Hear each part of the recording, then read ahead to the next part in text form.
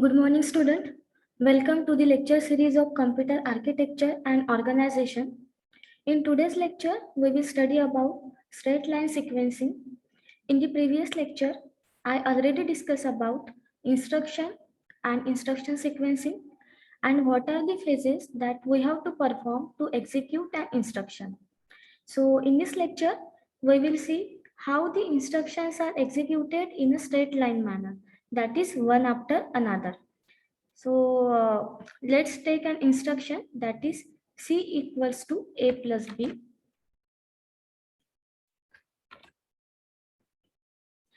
As it is written in high level programming language, how we will execute this, or when we are executing C equals to A plus B instruction, which is written in high level language.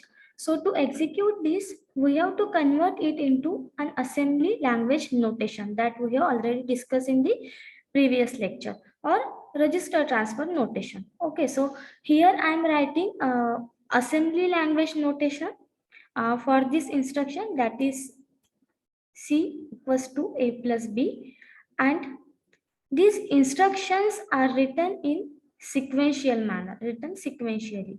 So let's say the processor is 32-bit processor. As I discussed before, when processor is 32-bit, that means this is the word size. And when word size is 32, it means that 4 byte. Okay, we have discussed it in word addressability and byte addressability, that your memory is divided into number of words, and if 32-bit, 64-bit, 16-bit is given with the configuration, it means that your word size is that your for example, if there is 32-bit given, that means your word size is 32-bit. Okay, and in the byte format it is 4 byte. Or we can say that your words are divided into 4 number of bytes in the byte addressability. Okay, so if the word consists of 4 byte, then if the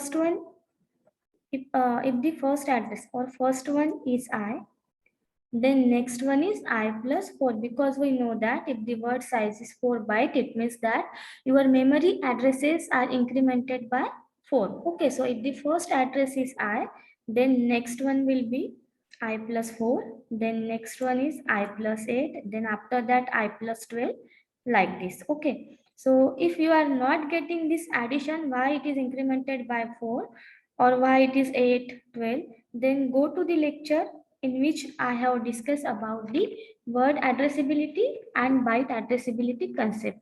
Okay, so we get this I plus 4 and I plus 8.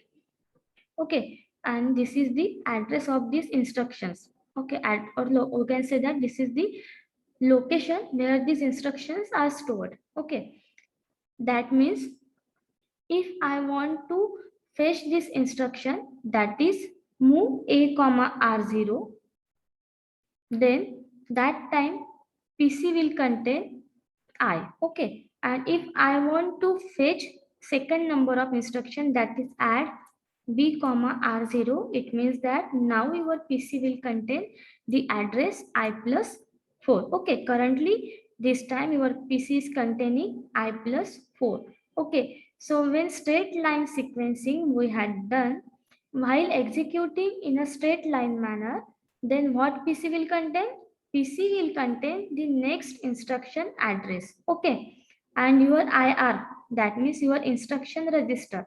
Your instruction register will contain current instruction. Okay, now this time currently your PC is containing I plus 4 address. Okay, it means that add b comma r0 is this instruction is present inside the IR, because this is currently executed instruction. Okay, and after fetching this instruction, your PC will point to the next instruction, that is I plus 8. Okay,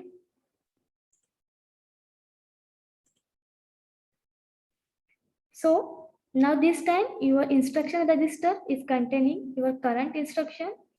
If it is not containing, okay, it is not containing the address, it is containing just an complete instruction. Okay, and copy of that instruction is stored in MDR, that is your memory data register. But when we are executing the instruction, it must be in the instruction register. And when IR contains an instruction, your PC must contain the next instruction address. You are getting the process. Initially, your PC pointing here. That means your PC is containing I plus 4. After that, we have fetch this instruction. After fetching this instruction, it is loaded into the IR, that is instruction register, to execute that instruction.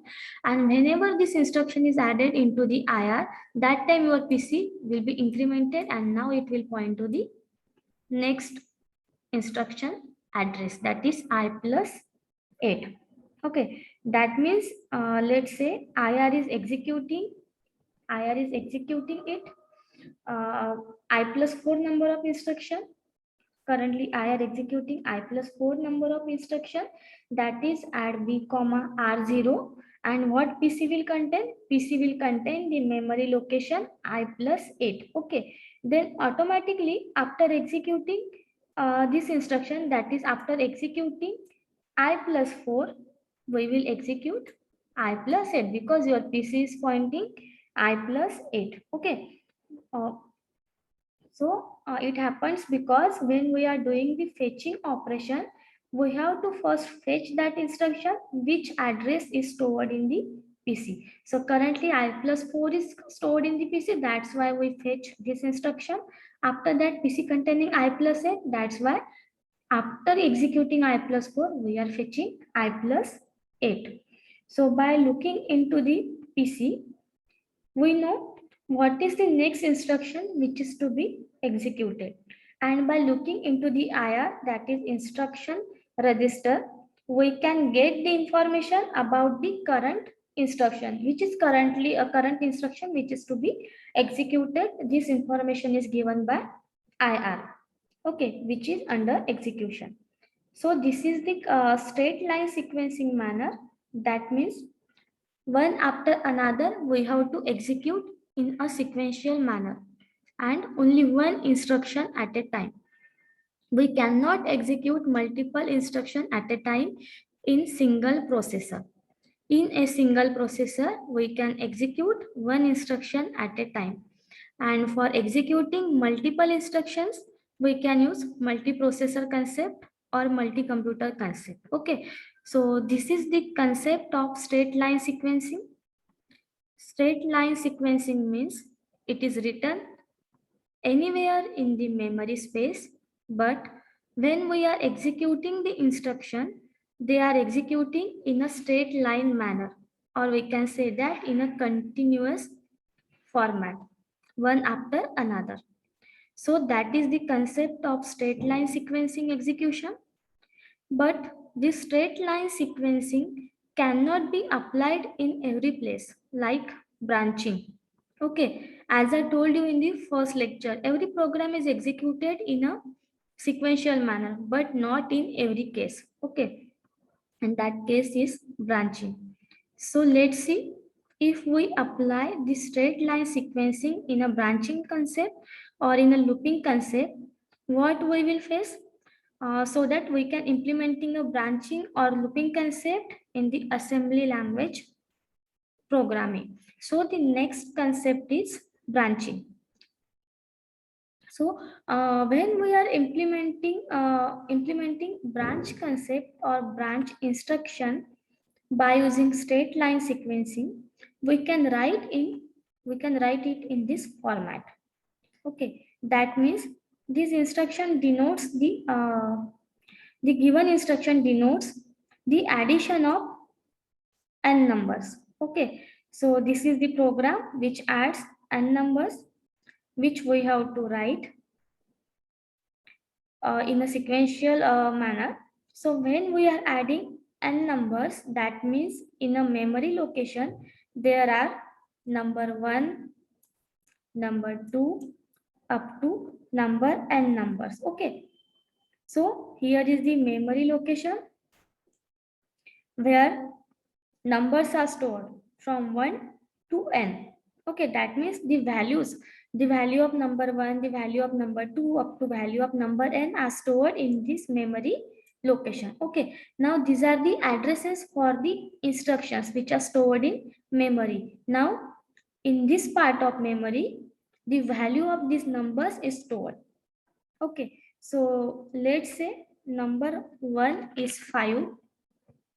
Number 1 is 5, that means the value 5 is stored in number 1. Then number 2 is 7,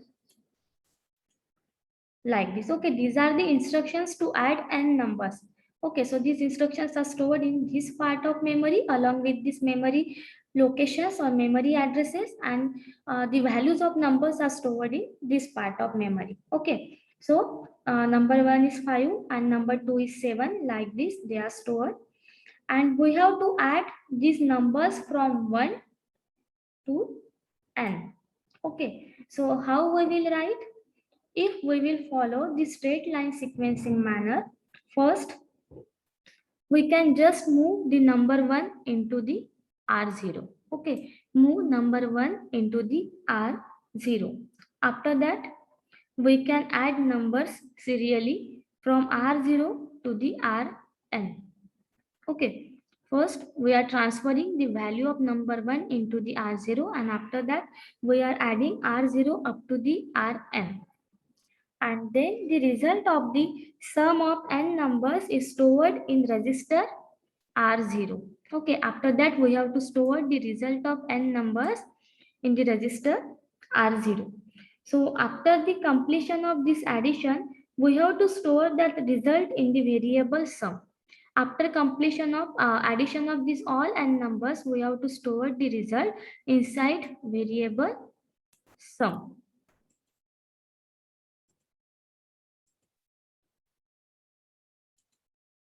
Okay, so first we are transferring the value from number 1 to R0. After that,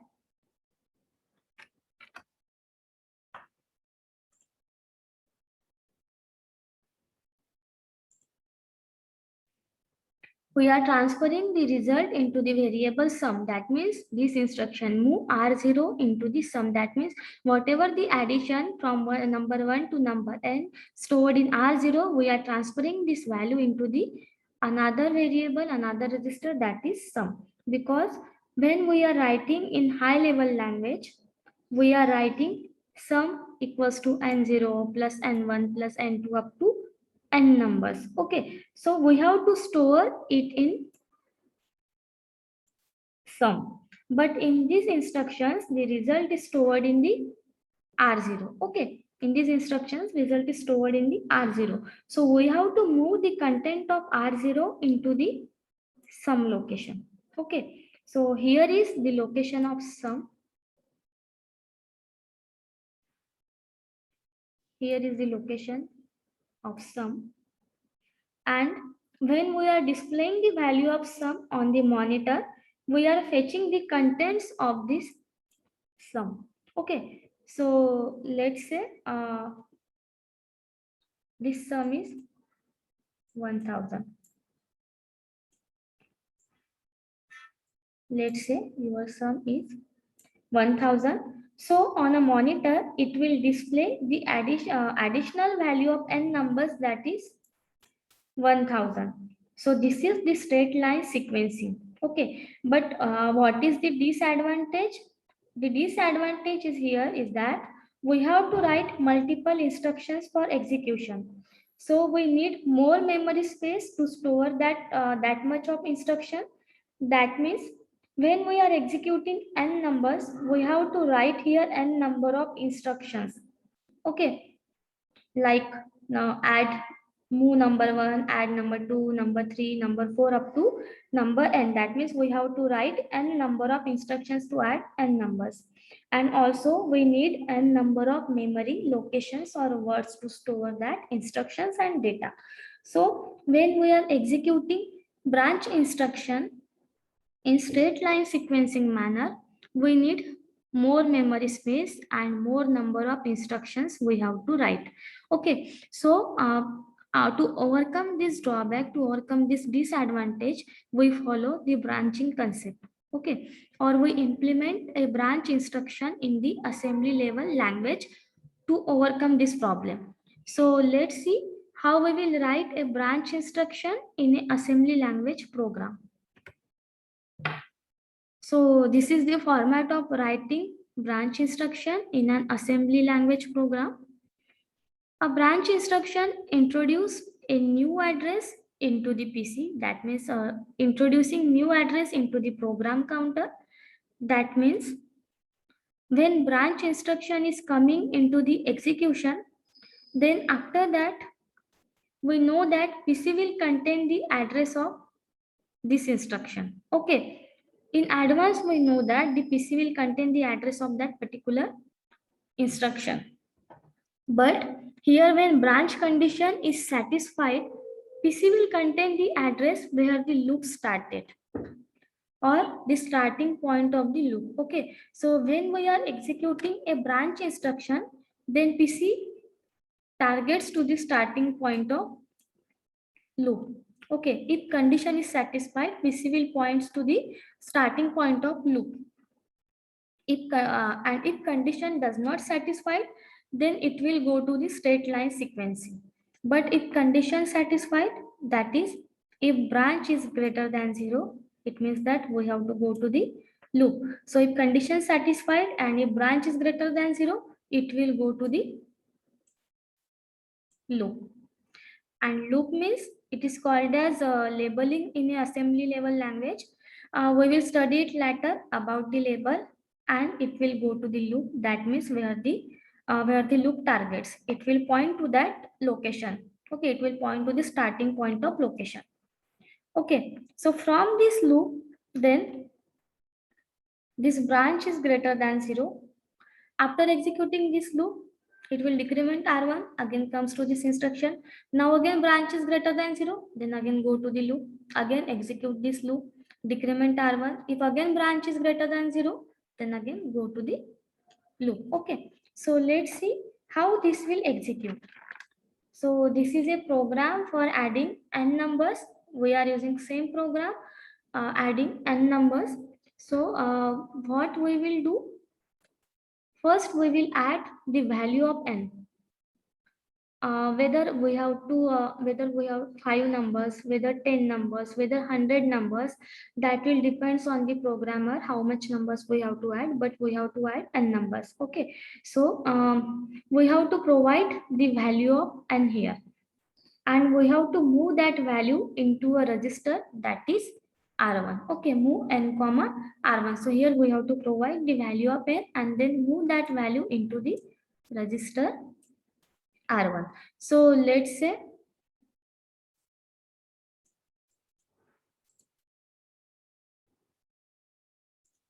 n is equals to 5.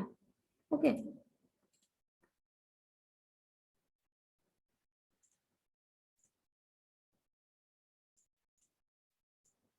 Now the value of n is 5. Means we have to add 5 numbers. Okay, n numbers. There are n numbers that we have to add, and if the value of this n is 5, it means that we have to add 5 numbers by using loop concept. Okay, then clear R0. Now R0 is another register where we have to store the sum. Okay, where we have to store the result of this complete addition. Then the next instruction is determine the address of next number and add next number to R0. That means their first move n into the R1. Here value is 5. It is stored in the memory location, and 5 is loaded to move to R1. Okay, and now we have to move this value 5 into the register R1. Then clear R0 register. Now R1 becomes 5. Okay, now here R1 becomes 5. After that, we are clearing the contents of R0. So it means that the contents of R0 will be deleted. So we can store new contents or new value inside this R0. That's why we are clearing the contents of R0. Then determine the address of next instruction.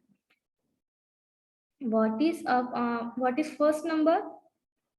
Your first number is number 1. Okay, so you have to write the instruction like this: add number comma R0. Okay, we have to add this number into the register R0. That means we have to add number into R0 for every value of n. There are 5 values for n. So for every value of n, we have to add it with the contents of R0. So whether it is 1, but here for this example, it is from 1 to 5. Okay, let's consider for 5 number of n's, consider it is 1 to 5. So we have to add from number 1 to number 2, then number 3, number 4, and up to number 5. Okay, now values of these numbers are stored in this memory location. So from this, we have to collect the next number address and add the next number to the R0. Okay, then this next is an address field which stores the address of next number to be added, and that number will be added to which register? R0 register. So let's say we are adding 5 numbers. Okay, so for example, we are inputting 10, 12, 13, 15 and 18. So we have to add these 5 numbers. Okay, because our n is 5, and that's why we have to add these 5 numbers. So number 1 points to the value 10. Okay, now here the value of number 1 is 10. Okay, so first 10 will be added into the R0. Now this first 10 will be added to register R0. Okay, now R0 content is 10. Now R0 containing 10 numbers. Then decrement R1 value. Okay, now here decrement R1. Now we are transferring the value of n into the R1. Okay, so initially R1 is 5. Now we have to decrement R1. So after decrementing R1, the value of R1 is 4. Okay, so now the value of R1 is 4. Decrement means we have to decrement only 1. That is R1 is now n minus 1. Okay, now what is R1? R1 is equals to n minus 1. Okay, because we are decrementing the value of n which is stored inside the R1. So R1 is n minus 1. So n is 5 minus 1, 4. Okay, so then after decrementing R1, go to the next instruction, that is branch greater than 0. Branch is greater than 0, yes, because 4 is greater than 0. Okay, so R1 is greater than 0. Condition is satisfied, condition is true, then go to the loop. Okay, if condition is satisfied, go to the loop. So what is the loop? Then again determine address of next number and add next number to R0. Okay, so what is the next number? Next number is 12. Now we have to add that 12 into the R0. Now R0 is 10. Now we have to add that 12 with R0. Okay, and also we have to store that sum in the R0 itself.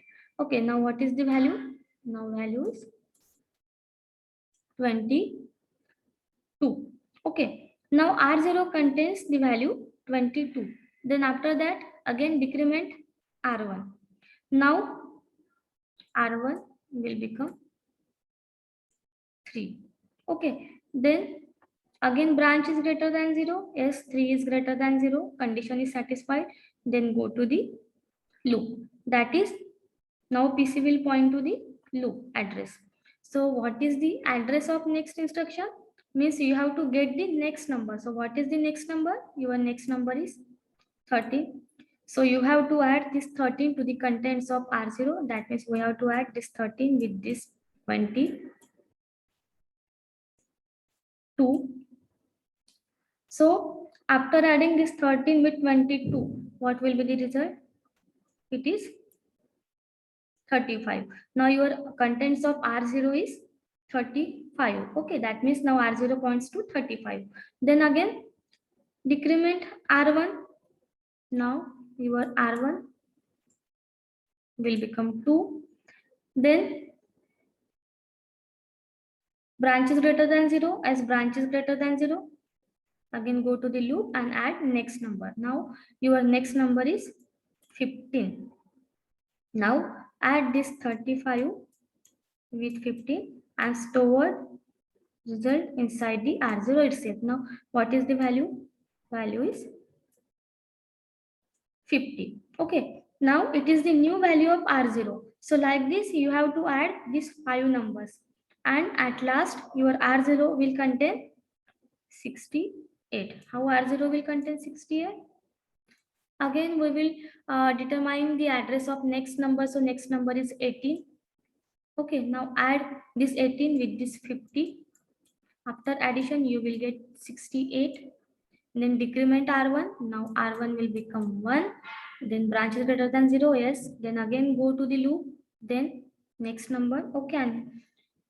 And once the branch is greater than 0 is unsatisfied, this condition is unsatisfied, your PC will go to the next instruction. Okay. So like this, your R1 will decrement to 0 because every number is added, and now R1 contains the value of 0.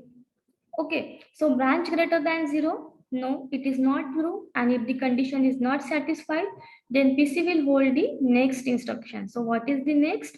You have to move the content of R0 into the sum. What is the next instruction?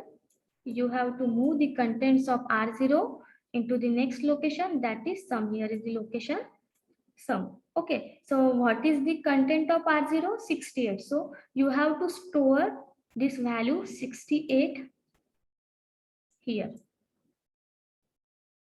Okay, so when we are displaying that value in the output, let the instruction printed like cout in the C++. So we have to display the contents of this location sum. So this is the format of writing branch instruction. So we have to insert the branch instruction like this. And when the branch condition is satisfied, the PC will contain the address of branch target. What is the branch target? Branch target means your starting point of the loop. So once the condition is satisfied, PC will point to the starting point of the loop. So where the loop started, PC will hold that value, and if the condition is satisfied, and if not satisfied, then it will go to the next instruction, and it will execute all these instructions by straight line sequencing manner. So this is a special case where we are inserting a branch instruction, and where we are executing like this. Okay, so now go to the next concept. So the next concept is condition codes. So why we need condition codes? Because when I'm talking about the branch condition, a condition may generate the following values, and processor has to keep the track of the conditions which is generated by the conditional statements, and it has to store that value in a register which is called as condition code flags, or sometimes called as condition code register or status register. Okay, so what flag determines? Flag determine a boolean type of variable which stores only two values, that is either 0 or 1.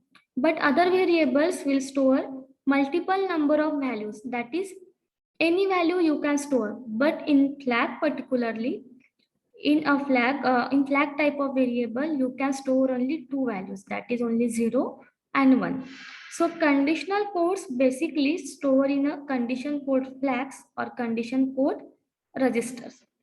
which is used by processor to keep track of the operations or the results which is provided or generated by the branch statement or conditional statement. Okay, so let's see what are the flags. So the first one is negative. First one is N, then next one is Z, V, and another one is C, that is carry. Okay, so N flag determines the negative value, Z flag determines or Z flag stores the value 0, V for overflow, and C for carry. That is, when the result is negative, this flag will be 1. If the result is positive, the value of this flag will be 0. Okay, look here. Now, if the result of your operation,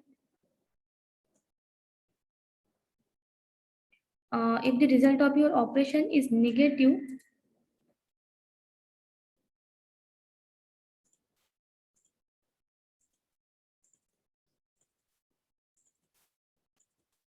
then the value of this negative flag will be 1. If the result is positive, then the value of this flag will be 0. Okay, now these are the values 1 and 0. And these are the conditions when this flag will be 1 and when this flag will be 0. So when result is negative, negative flag will be 1. When result is positive, negative flag will be 0. So as I told you, what the flag contains only 0 and 1. So according to the result, we have to set the flags. Okay, so what is 1 if it is negative and 0 if it is positive. Okay, and here when Z flag, that is 0 flag, will be 1 if it contains 1 when the result is 0. Okay, when result is 0, your 0 flag will be 1. Okay, then this flag and when the result is non-zero, this flag will be 0. Okay, after that, overflow flag. Then if overflow occurs in the result, then overflow flag will set to 1. If there is overflow, that time this flag will be set to 1. If no overflow occurs, that time this flag is set to 0.